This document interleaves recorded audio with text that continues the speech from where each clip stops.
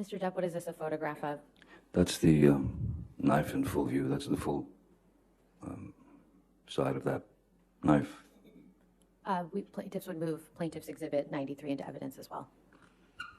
All right, 93 in evidence, you can publish the jury. Mr. Depp, do you recall the occasion on which Ms. Hurd gave you this knife? I don't recall exactly the occasion, whether it was my birthday of 2015 or if it was a Christmas gift. We can take this down, please. Thank you. Mr. Depp, I'd now like to show you what's been marked as Plaintiff's Exhibit 65.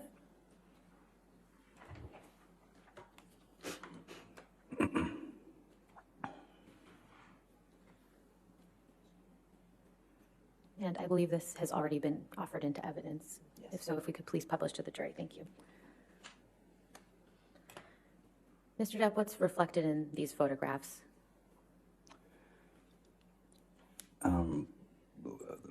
There were some scratches, another altercation, and there were some misheard come at me with her nails or hand scratching at me. And who took these photographs of you? Once again, I believe this was Mr. Pett, Sean Pett. And when were these photographs taken?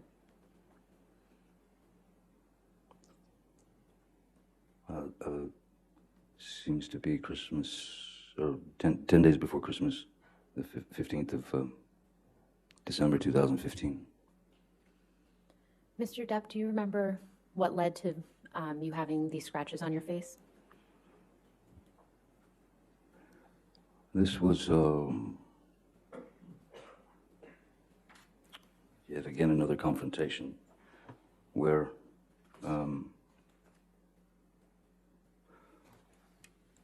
as was my regular practice, there had been an altercation. She was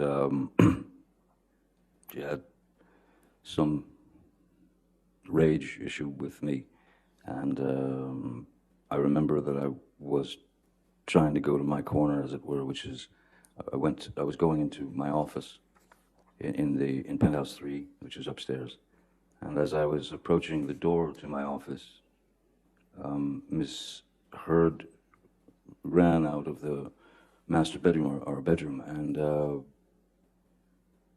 started just throwing wild punches at me, at the back of my head, at the side of my head, at anything that she could connect with, and I had to.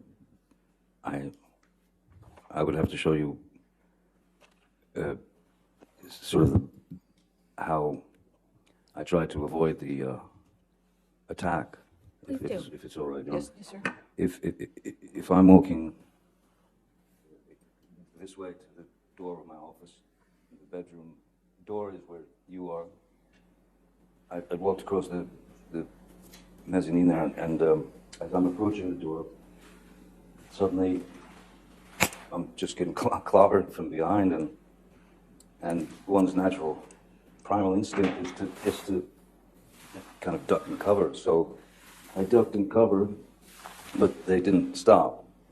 So I came up this like this, sort of protecting my face, but at the same time, with her arms swinging wildly, I put my arms out and I was able to get her into a bear hug or something, just to stop her from hitting me anymore. And while holding her in that position, she was still trying to, she had her legs, she could kick, she could knee me, so she was still jumping, kind of very angry, very animated. And yeah, it was unpleasant. What happened at the end of that situation? Because of the grabbing of the arms and holding them to her side so that I didn't receive any more blows, and she was still fighting, I believe there was some kind of contact with our heads, our foreheads, as would happen if you're trying to calm someone like that. And then that was when she accused me of headbutting her, of giving her a headbutt and breaking her nose. But there was no blood. There was no. I didn't hit her nose. If there was anything at all, it was a bump of. Well, I'm trying to restrain her. She's trying to get out of it. There's going to be some contact here and there, accidental contact, but not a headbutt. How did you escape this altercation?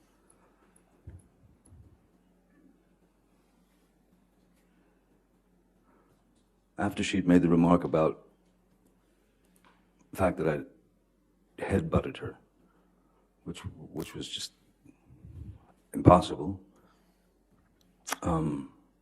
she split. She huffed off. I let her go. She huffed away, and she was gone for about 7 or 8 minutes. And then when she came back, I was in the bedroom of penthouse 3, our bedroom, and she came back about 7 or 8 minutes later, and she had a Kleenex or a tissue to her nose, and she pulled it away from her nose and she showed it to me, and there was red. There was indeed like red color on the tissue.